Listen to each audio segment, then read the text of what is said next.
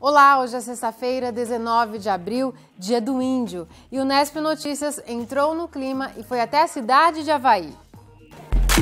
Tribo comemora com danças típicas. E tem também as dicas de cultura.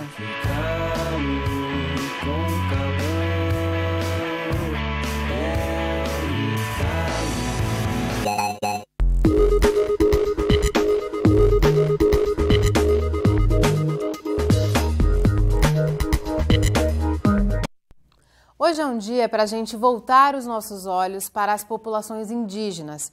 Aqui perto de Bauru, em Avaí, os índios da reserva de Araribá preparam uma programação especial com danças e cantos. Quem visitou a aldeia Equeruá nesta sexta pôde conhecer de perto parte da cultura que deu origem ao povo brasileiro. Na aldeia Equeruá, que fica em Avaí, a 40 quilômetros de Bauru, o Dia do Índio foi marcado por festas, encenações de costumes que já fizeram parte do dia a dia da aldeia, que, aliás, não tem mais muita cara de aldeia. As casas aqui são de alvenaria, mas houve um tempo que eles dormiam debaixo do teto de palha. O cacique Jazone chegou aqui há 76 anos. Muita coisa mudou desde que a comunidade terena se instalou nestas terras. Nós não temos mais material, acabou o material, não tem mais mata, não tem mais nada, virou campo, né? Então não tem como onde pegar as madeiras. Aí nós corremos para conversar com o CDH onde estão essas casas de tijolo, né? Além das casas, o que mais que mudou de 70 anos para cá? Então, aí que mudou aí o negócio da escola, porque naquele tempo a gente estudava só o quarto ano e hoje o estudo tem que avançar o estudo de hoje. Então a gente somos obrigados a terminar os estudos e mudar para a cidade, né? E a gente fazer o resto na cidade. Em dias de festa, as roupas lembram costumes que há muito não fazem parte da rotina deles, mas mostram um visual bonito e bastante didático, principalmente para os estudantes que vieram de toda a região. Em vez dos livros, hoje eles vieram ver pessoalmente um pouco da cultura indígena.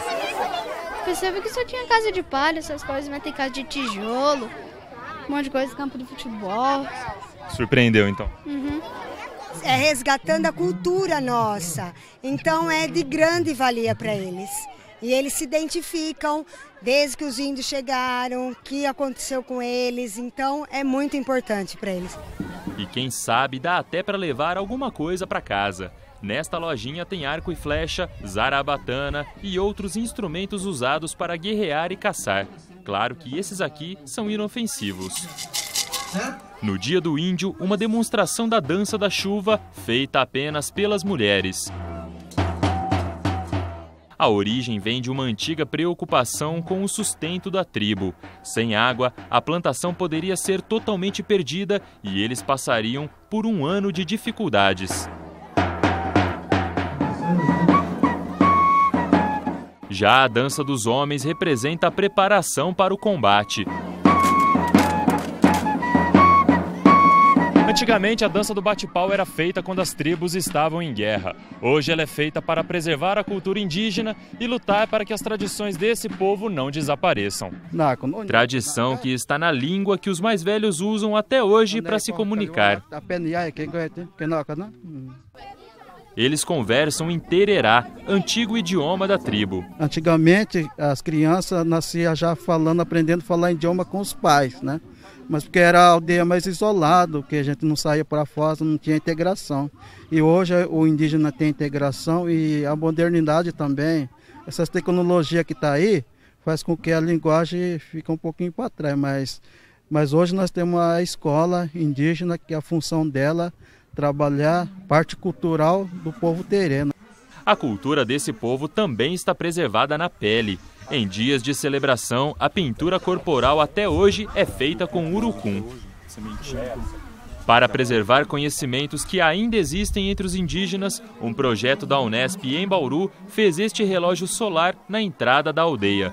Ele serve para acompanhar a passagem do tempo ao longo do dia. Acredita-se que em 2 ou 3 gerações praticamente não se tenha mais como fazer esse registro, porque os mais antigos, os mais velhos da aldeia acabam morrendo e não se tem registro praticamente.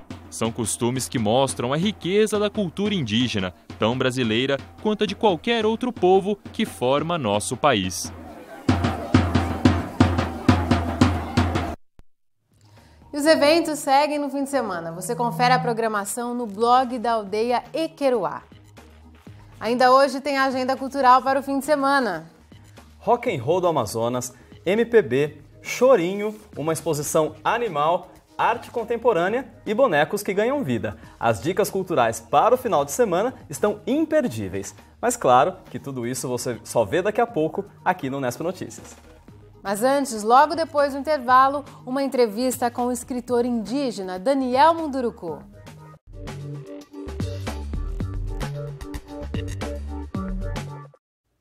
Nós acabamos de ver os rituais da aldeia Equeruá, que é só um dos mais de 200 povos indígenas que existem no Brasil. E o que pensam e o que querem essas populações hoje? Nós conversamos sobre isso com o escritor Daniel, do povo Munduruku. Ele fala da necessidade de superarmos essa imagem de que os índios são uma massa só, homogênea. A verdade é que esse conceito, ele esconde um preconceito, esconde um desconhecimento das pessoas a respeito da diversidade cultural, da diversidade linguística, do modo de ser dos povos indígenas, inclusive colocando-os como pertencentes ou sendo habitantes apenas de um lugar geográfico, como no caso a Amazônia, né? Pessoas acreditam que os índios vivem na Amazônia, mas na verdade nós estamos diante de uma diversidade tão grande, de mais de 250 povos. Aqui no Brasil são faladas 180 línguas, pelo menos, né? E essas 180 línguas muito diferentes entre si. E isso precisa ser cada vez mais debatido pelas escolas, para que não se permita mais tratar o índio como um ser do passado, um ser folclórico, pensar na maneira mais adequada de tratá-los. Por exemplo, portanto, chamá-los pelo próprio nome, pelo nome do povo a que pertence, é fundamental. Desde sempre, a dificuldade territorial é uma coisa que precisa ser resolvida com máxima urgência dentro do Brasil, né? As populações indígenas precisam de terra para sobreviver, e aqui não se trata apenas de uma concepção de poder, né? Ou de domínio sobre um território, mas, sobretudo, uma concepção de pertencimento. Esses grupos precisam da terra, porque sem elas eles perdem a sua própria identidade. Essa é uma demanda, certamente, do território a mais importante, mas hoje nós temos demandas por saúde, né? Um tratamento de saúde diferenciado, porque o corpo indígena não é o mesmo que o corpo de um cidadão brasileiro dos grandes centros urbanos. Não é? A mente indígena não pode ser tratada da mesma forma. Nós temos demandas com relação à educação. Precisa efetivamente colocar dentro dos parâmetros de educação nacional a educação diferenciada dos povos indígenas. Nós precisamos ter respeitado o nosso processo próprio de educar as nossas crianças. Então, eu acredito que essas três demandas, elas sintetizam tudo aquilo que o nosso povo precisa para permanecer vivo. O pai e a mãe, eles têm como função ensinar as coisas práticas para a criança. Caçar, pescar, subir na árvore, nadar no rio, né, conhecer o território e tal. Mas são os nossos avós, e a gente fica velho quando a gente se torna avô, são os nossos avós que nos ensinam a alimentar o nosso espírito. Eles que alimentam através das histórias, através da sua compreensão da vida, eles vão nos alimentando. Então, para nós é fundamental. Sem o avô, a gente perde a nossa referência. E as escolas têm que ficar muito atentas para que não se deixem enganar por uma data comemorativa, como o dia 19 de abril, e ao tratar a data achar que está fazendo um bem para as crianças. Não está. Não é? As escolas precisam lidar com a diferença, com a diversidade. O índio que se comemora no dia 19 é o índio do século XVI. É aquele índio que foi encontrado pelos europeus. Nós vivemos uma sociedade muito mais múltipla hoje em dia e as populações indígenas estão presentes. A gente consegue encontrar esses indígenas participando do Brasil de uma forma muito efetiva, seja através do cinema, da televisão, seja produzindo filmes, seja criando sites na internet específicos da temática indígena, ou através da literatura, que tem sido um pouco a área que eu tenho me dedicado mais, que é poder trazer para as crianças da cidade as histórias que os nossos povos contam, né? E numa tentativa de aproximação, porque a gente entende que a literatura é um instrumento importante para a gente compreender o outro também. E esse outro que as escolas precisam conhecer está presente, é um ser atuante dentro da sociedade. Pensar esse índio como um ser atuante é de fundamental importância para a gente crescer como um país efetivamente cidadão, não é? Para a gente crescer como um país efetivamente democrático, para a gente crescer como um país efetivamente humano, não é? E é preciso que o Brasil entenda todas essas formas de ser humano que os povos indígenas trazem e apresentam hoje no nosso cotidiano. Veja agora a previsão do tempo. As informações são do IPMET. Uma massa de ar seco mantém os dias com céu aberto no estado de São Paulo e a previsão de tempo firme vale para os próximos dias. O clima continua mais seco e frio. Bauru vai ter um fim de semana inteiro de sol. Agora a umidade do ar é mediana, de 44%. Os ventos sopram a apenas 4 km por hora. Hoje a temperatura subiu um pouco e chegou a 27 graus em Bauru. Amanhã deve subir para 29. Em Piratininga, fica em 28 graus. Em Agudos, a máxima não passa dos 27 graus. No próximo bloco tem a agenda cultural. Um dos destaques é a exposição Corna. Voltamos já.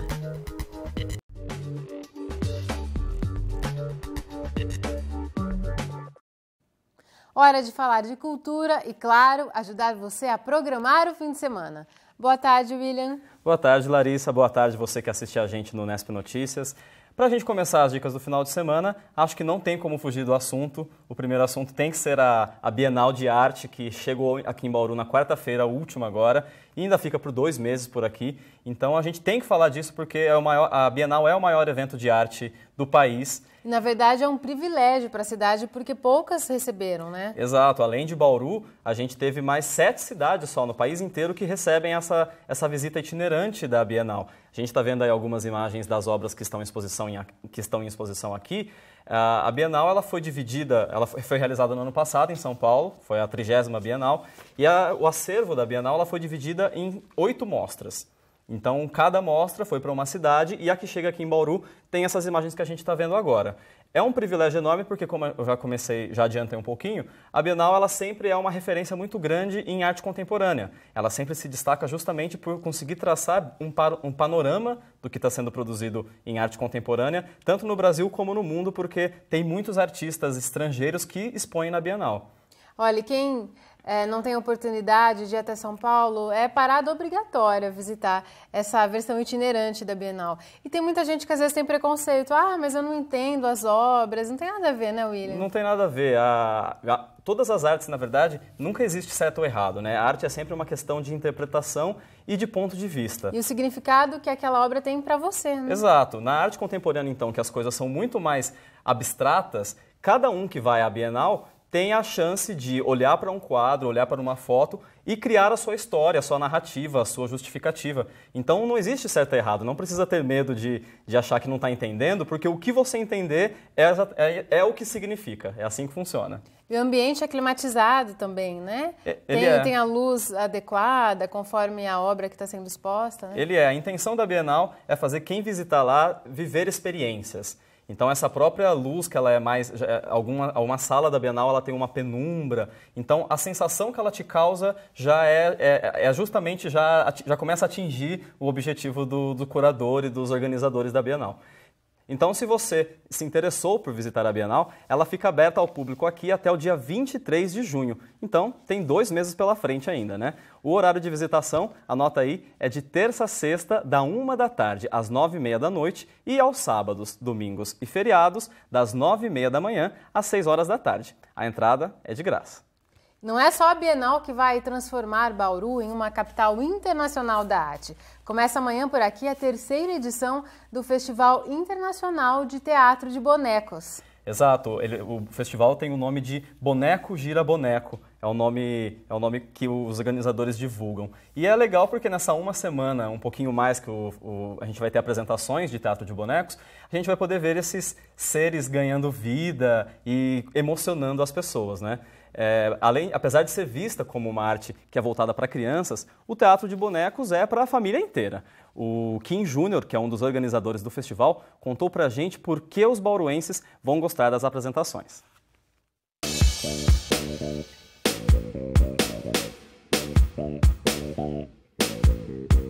O Festival Boneco Gira Boneco é um evento que foi pensado, criado para a população de Bauru e para toda a região, para as cidades vizinhas.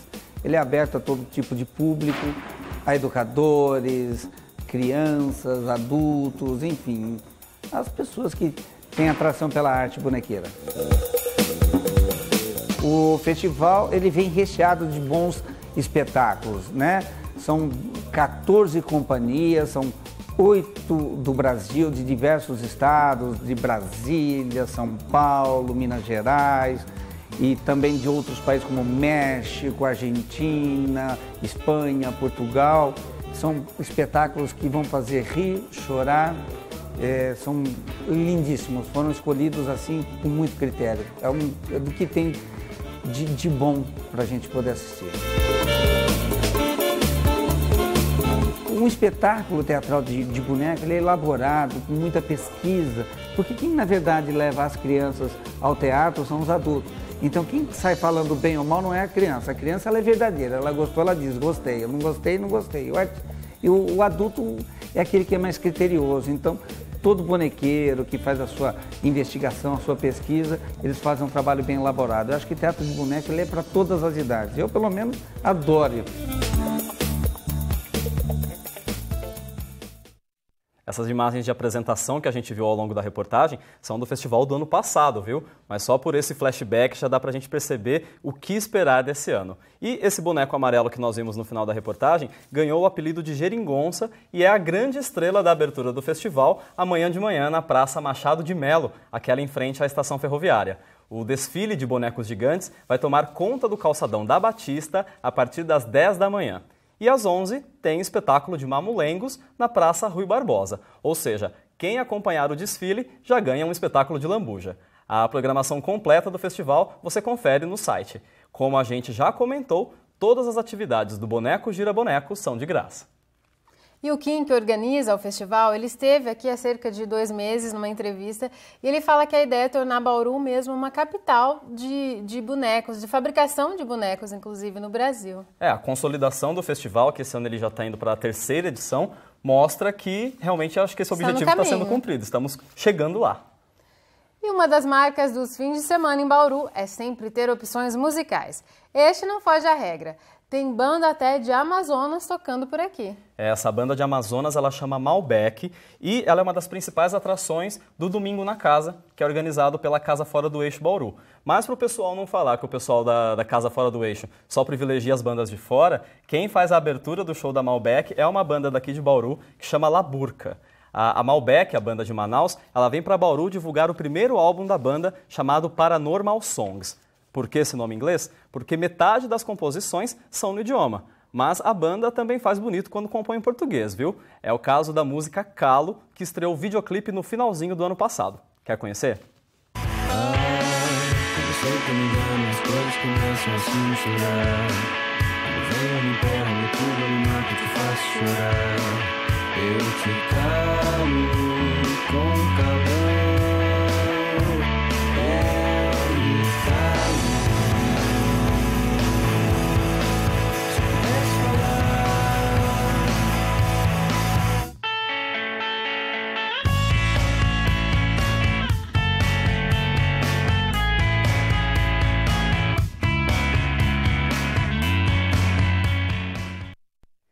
Muito bacana. Bom, o show da Malbec na Casa Fora do Eixo Bauru é no domingo a partir das 4h30 da tarde e a entrada custa R$ 5,00.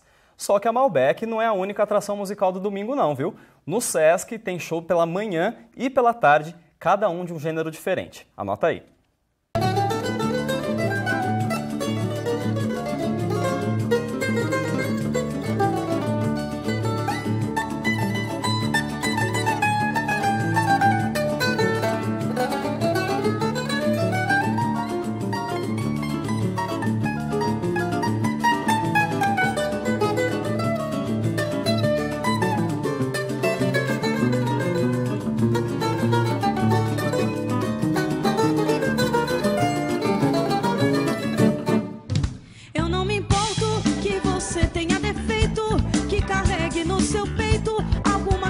Devoção.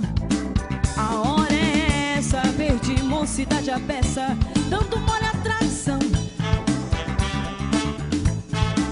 Se a família chamar, diga que eu não tô. Se a família chamar, diga que eu não vou. Bom, um final de semana musicalmente bem rico aqui em Bauru. E um aviso para os amantes de chorinho, o show do Isaías e seus Chorões abre uma série de apresentações do gênero musical no Sesc. Então fique de olho na programação de maio e junho. Os dois shows do domingo, o de Chorinho e o da Graziela Medori, também são de graça. E no mês em que as artes plásticas invadem Bauru, uma exposição um tanto curiosa segue até o fim do mês. É a exposição Corna, da artista plástica Aline Paz. E todo mundo fica se perguntando, né, mas corna? O que significa corna? Corna é chifre em grego. E para ela poder chegar nesse conceito da exposição, ela levou um bom tempo de pesquisa para poder desenvolver e transformar esse conceito em obras e em imagens. Foi um ano de pesquisa da Aline até ela chegar nas obras que a gente vê na exposição. E é o curador da galeria, o Marques Mateus, que apresenta a exposição e a artista para a gente.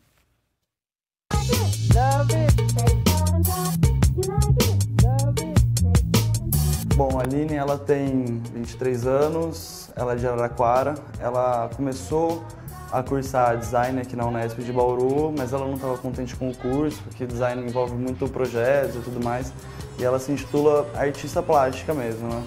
E aí ela abandonou o curso e nesse começo de ano ela passou no curso de artes visuais que abriu aqui na Unesp. E sobre a exposição intitulada Corna, que significa chifre em grego, que todos os animais que ela pinta, todos têm chifre, entendeu? Que é o simbolismo, assim, que o animal de chifre passa no meio do reino animal, que é um símbolo de poder, assim, pela questão da estética também dos animais que tem chifre, que eles são bem mais bonitos, assim, do que os animais que não possuem chifre.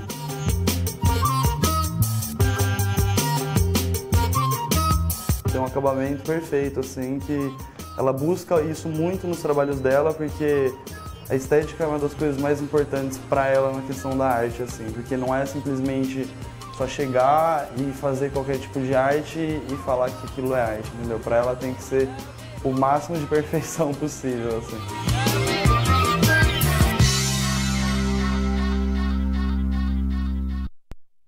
Bom, a exposição Corna ela fica aberta ao público até o dia 28 deste mês na Galeria Residência.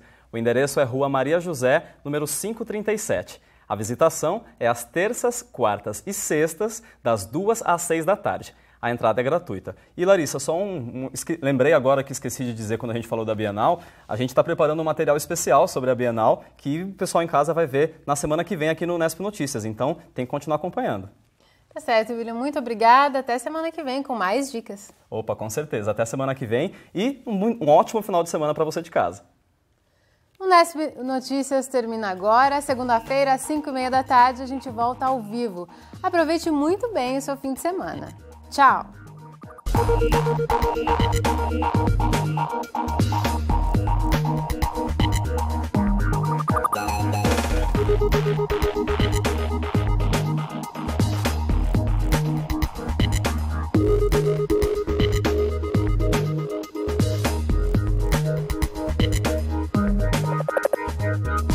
right back.